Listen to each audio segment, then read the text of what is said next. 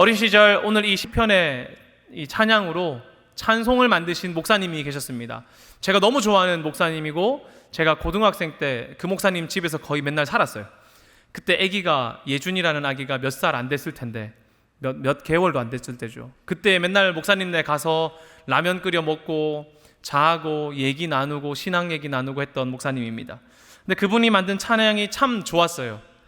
시편의 가사로 만들어진 찬양이라 그런지 제 안에 이 찬송을 부를 때마다 샘솟아나는 어떠한 뜨거움이 있었습니다. 찬양이 좋기도 했지만 노래가 꽤 높았거든요. 제 기억에 한 2억시까지는 갔던 것 같아요.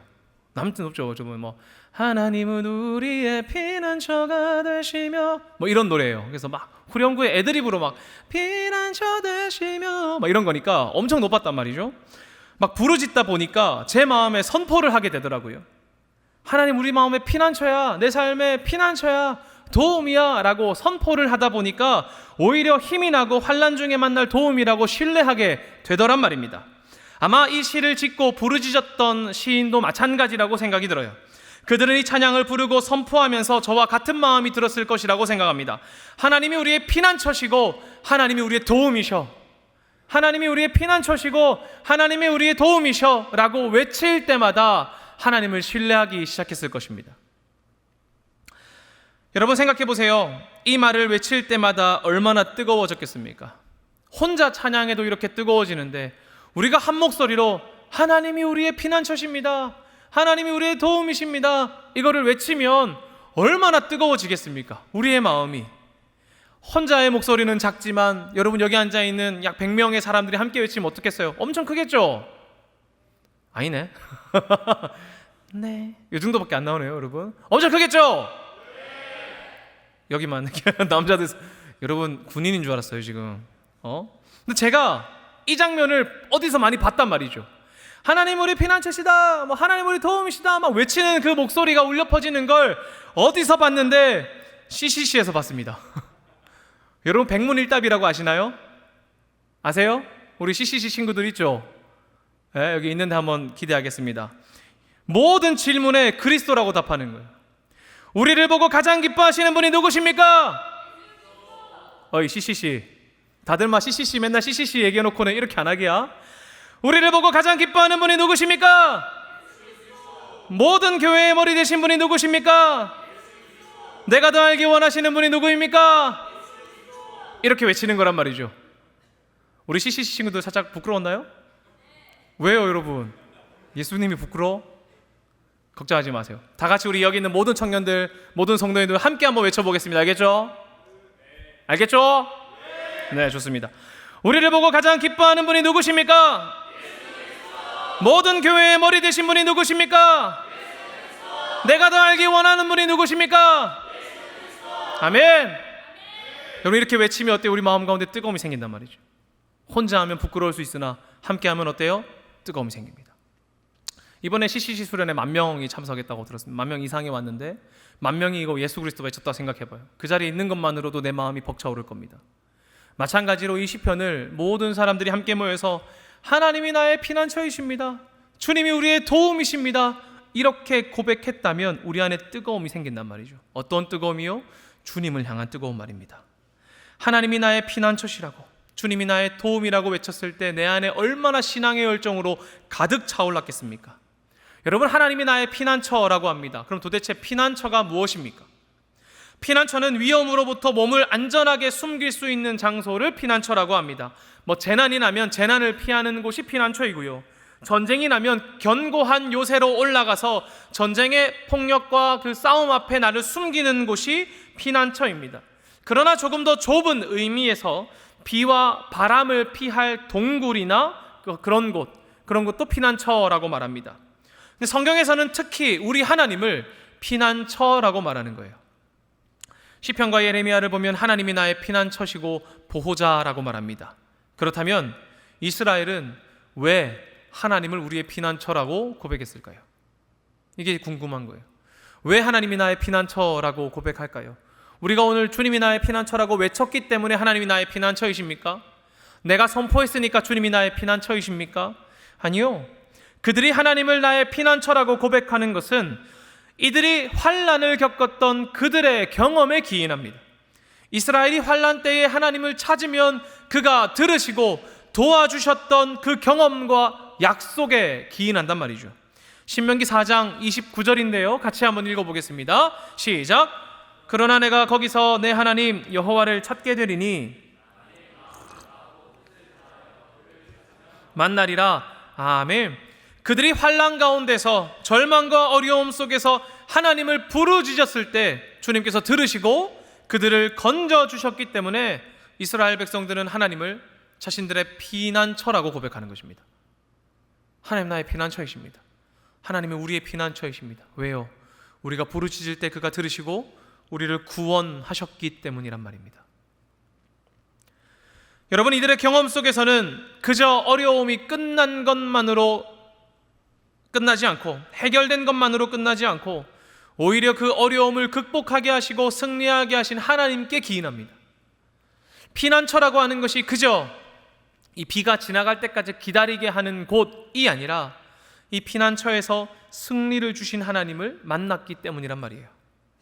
전쟁에서 피난처는 적군들이 성읍을 포위하고 쳐들어오려고 할 때 피하는 요새와 같았습니다. 그렇기 때문에 조금 더 높은 곳에 지어졌어야 했고 성벽도 조금은 두꺼워야 했어요.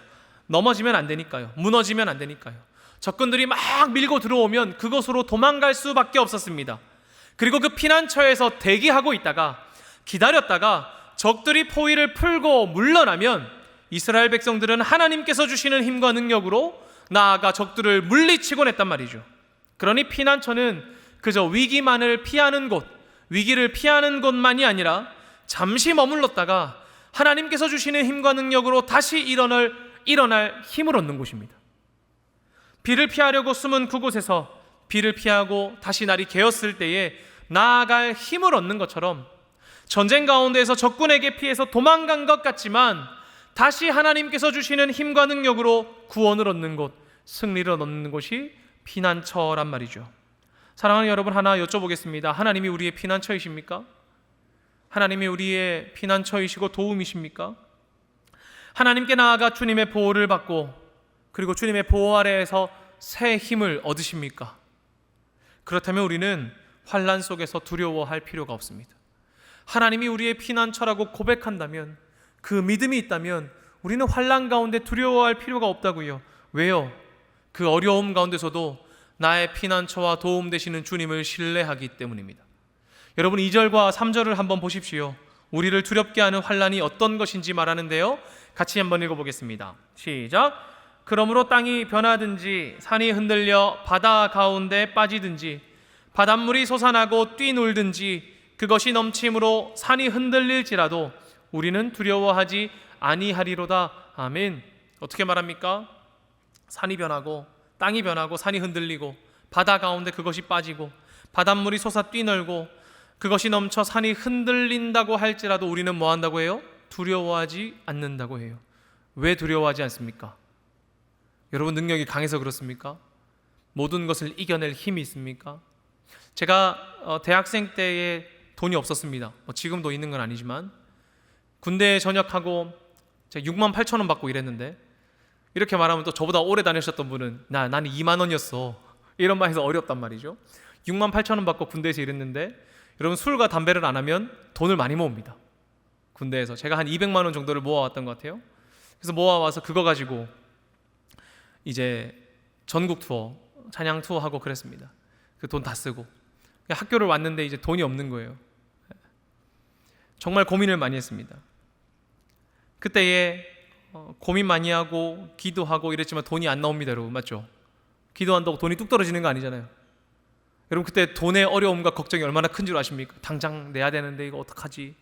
이런 고민 들 수밖에 없단 말이죠. 여러분, 이런 환난이 막 오면 우리는 두려워할 수밖에 없습니다.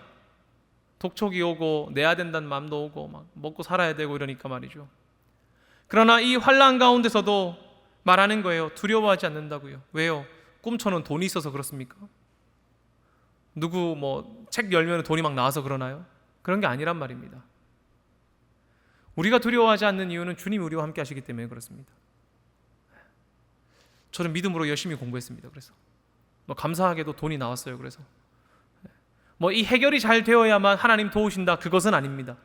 그러나 우리의 믿음과 태도에 달려있다라고 저는 생각해요. 내가 만약에 그 어려움에 넘어져서 흔들린다면 나는 하나님이 아니라 다른 것을 붙잡으러 갔을 것입니다. 돈을 붙잡으러 갔어야겠죠. 그러나 그 어려움 가운데서도 하나님을 신뢰한다면, 하나님 앞에 나아가 기도한다면 주님 일하실 것을 기대하게 된단 말이죠. 여러분, 땅이 변하고 산이 흔들려 바다 가운데 빠지고 바닷물이 솟아나 뛰놀고 그것이 넘쳐 산이 흔들려질 때도 있습니다. 앞서 언급된 환란들이 어떤 환란들입니까? 자연재해들이죠. 자연재해 같은 거예요. 다르게 말하면 내가 통제할 수 없는 것들이란 말입니다. 우리 중 그 어떤 사람도 이 자연의 힘 앞에 이 어려움을 벗어나고 극복할 수 있는 사람은 없을 것입니다. 저희 형도 몇 년 전에 차를 좋은 걸 샀습니다. 그 사고 저한테 자랑이 아니죠. 상원아, 이 차 너무 좋아, 너무 정숙해, 너도 다음에 이 차 사? 이렇게 했어요. 그리고 한 달 뒤에 서울에 기록 같은 폭우가 왔는데 그 대교에 여러분 잠겨가지고 차 잠긴 거 아시죠? 저희 형 차가 그 중에 하나가 됐습니다. 그 자연재해 앞에 우리 형의 정숙한 차도 그 물속으로 들어갔습니다. 네. 그 차는 없어졌어요, 여러분. 여러분, 이런 자연재해들을 우리가 이겨낼 수 없습니다. 내가 이겨내고 극복하려고 해도 해결할 수 없어요. 내가 나의 통제들을 벗어난 일들이 너무나 많습니다. 여러분 혹시 자연재해를 겪습니까? 그런데 대부분 그런 거 많이 안 겪죠. 여러분 뭐 수해를 겪거나 뭐 어떤 길 가다가 번개를 맞거나 이런 일 많이 없잖아요. 대부분 우리가 겪는 재해들은, 어려움들은 자연재해는 아닙니다. 그러나 중요한 것은 내가 컨트롤할 수 없는 어려움이라는 것은 마찬가지인 것 같아요. 나에게 주어지는 어려움들이 내가 컨트롤할 수 있는 것은 아니란 말이죠. 여러분 직장에 갔습니다. 직장 갔는데 직장 상사가 여러분을 막 괴롭혀요. 컨트롤할 수 있어요? 부장님 너무한 거 아닙니까? 막 일하시면 안 되지 이거. 이렇게 할 수 있습니까? 그럴 수 없습니다. 막 일들이 막 밀려옵니다. 회사가 너무 잘 돼. 너무 잘 돼서 막 일이 너무 많아. 나는 월급 받으니까 똑같지만 일이 너무 많아. 막 이거 쳐내고 저거 쳐내고 이거 쳐내고 저거 쳐내고 막 그런 상황이. 여러분 통제할 수 있나요? 나는 이 일 저 일만 하겠습니다. 이렇게 할 수 있습니까? 우리 간호사인 친구들 많은데 혼자에게 여러 명의 환자가 배정되겠죠. 근데 제가 통제하기 위해서 저는 2명만 받겠습니다. 할 수 있어요? 없잖아요. 네? 그럴 수 없습니다. 내가 컨트롤할 수 없는 어려움은 마찬가지입니다. 때로는 땅이 변하는 것처럼 나의 기반이 무너져 내리는 어려움이 올 때도 있고요. 산이 흔들려 바다 가운데 빠지는 것처럼 내가 보았던 인생의 목적이 없어지는, 사라지는 경우도 있을 것입니다. 바닷물이 솟아나 넘치는 것처럼 갑작스러운 위협이 나에게 찾아올 때도 있겠지요. 그러나 시인이 말하는 거예요. 그때 우리는 두려워하지 않는다고요. 왜요? 하나님이 우리의 피난처시고 도움이시니까요. 여러분 앞서 말씀드린 것처럼 피난처는 그저 문제를 피하는 곳만이 아닙니다. 어려움을 외면하기 위해 잠시 피하는 곳이 아닙니다. 어떤 곳입니까? 도움을 따라 어려움 속에서도 끝까지 맞서게 만드는 곳이 피난처란 거예요. 어려움 앞에서 하나님께 피하여서 하나님께서 주시는 힘과 능력으로 말미암아 다시 어려움을 마주할 수 있는 용기를 얻는 곳, 그것이 피난처란 말입니다. 도피하는 것이 아니에요. 외면하는 것이 아닙니다. 정신승리하는 것이 아니란 말이죠. 그래서 메시지 성경에서는 이를 이렇게 표현합니다. 같이 한번 읽어보겠습니다. 시작. 하나님은 안전한 피난처, 우리가 어려울 때 즉시 도우시는 분, 죽음의 절벽 끝에서도 두려움 없고 폭풍과 지진 속에서도 용기 잃지 않으며 포효하며 달려드는 굳건히 맞선다. 아멘. 여러분 고대 사회에서 화산과 지진 그리고 해일은 제각각 신화적인 세계관에서 신적인 존재들이 일으키는 것들이었습니다. 이런 자연현상들은 통제할 수 없었기 때문에 각각의 신들이 그러한 것들을 일으킨다고 믿었단 말이죠. 그러나 성경이 전하는 하나님께서는 어떤 분입니까? 그런 자연현상들을 가볍게 통제하는 분이세요. 멈추시는 분이고 흔들리는 것을 잠재우시는 분이시고 견고한 것들을 무너뜨리시는 분이란 말이죠. 여러분 성경이 전하는 하나님은 그런 자연현상들을 통제하시는 분입니다. 하나님은 연약한 우리의 피할 곳이 되실 뿐 아니라 주님의 능력으로 그 어려움을 맞서는 힘과 능력을 주시는 분이란 말이죠. 용기를 잃지 않게 하시고 흔들리는 진동 앞에서도 굳건히 맞서게 하시는 분, 그분이 우리 하나님이십니다. 할렐루야. 여러분 무엇을 신뢰하는 자가 용기를 잃지 않게 되는 것입니까? 어떤 것을 신뢰하는 자가 용기를 잃지 않게 되는 것입니까?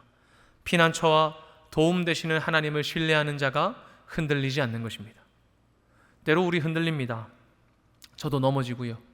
그러나 그때에 우리 마음 가운데 의심이 든다 할지라도 그때도 주님을 바라보아야 합니다. 왜요? 주님 바라볼 때에 우리가 흔들리지 않기 때문에 그래요. 우리는 성경에서 종종 어려움을 마주한 사람들을 봅니다. 모세를 한번 생각해 보십시오. 그가 백성들과 애굽을 떠났을 때 바로의 군대가 그들을 뒤쫓아왔습니다. 이제 이들의 목숨이 곧 끊어질 것 같아요. 군대들이 막 쫓아오니까요. 백성들이 이제 모세를 원망하기 시작합니다. 애굽에 매장지가 없어서 우리를 광야에서 죽게 하려고 끌고 왔느냐? 이렇게 말이죠. 땅이 흔들린다는 말처럼 정말 자신들을 쫓아오는 군대의 발걸음 때문에 땅이 막 흔들리는 게 느껴졌을 것 같습니다. 사람들의 원망은 파도처럼 밀려들었을 것 같아요. 갈 때만 해도 와 모세 최고다 이랬지만 군대가 막 쫓아오니까 이제 파도처럼 모세를 원망하는 겁니다. 그의 모세의 마음을 흔들었을 것 같아요. 그러지 않을까요? 지금이라도 용서를 구해야 되나? 괜히 하나님 말 들고 왔네. 내가 잘못 들은 것 아닐까? 내가 오해한 것 아닐까? 어떻게 해야 되지? 이런 마음 들지 않았겠습니까? 그때 여러분 모세가 무엇했냐면 하나님께로 피했단 말이죠. 출애굽기 14장 13절에서 16절입니다. 같이 읽겠습니다. 시작. 모세가 백성에게 이르되 너희는 두려워하지 말고 가만히 서서 여호와께서 오늘 너희를 위하여 행하시는 구원을 보라. 너희가 오늘 본 애굽 사람을 영원히 다시 보지 아니하리라. 여호와께서 너희를 위하여 싸우시리니 너희는 가만히 있을지니라. 여호와께서 모세에게 이르시되 너는 어찌하여 내게 부르짖느냐? 이스라엘 자손에게 명령하여 앞으로 나아가게 하고 지팡이를 들고 손을 바다 위로 내밀어 그것이 갈라지게 하라. 이스라엘 자손이 바다 가운데서 마른 땅으로 행하리라. 아멘. 여러분 어려움 앞에 모세의 태도를 보십시오. 백성이 환난 앞에 두려워하자 모세가 뭐라고 합니까? 하나님 뭐라고 합니다. 멋있지 않나요? 그렇게 생각할 수 있습니다. 하나님 신뢰하라고 하니까 참 멋있어 보입니다. 그런데 하나님께서 되게 생뚱맞은 태도로 말씀하세요. 야 하나님 봐라. 하나님 보면 하나님께서 싸워주실 거야 라고 말하는데 하나님 말씀하십니다. 너 왜 나에게 부르짖냐? 너 왜 나한테 말해? 이렇게 말이죠. 보세요. 이렇게 말하죠. 너는 어찌하여 내게 부르짖느냐? 하나님 이제 저희 외면하는 겁니까 갑자기? 이 상황에 갑자기 우리 모른 척하는 겁니까? 그게 아니에요. 14절의 모세는 하나님께로 피했습니다. 하나님께서 행하시는 거 보라. 하나님께서 싸워주실 것이다. 이렇게 말이죠.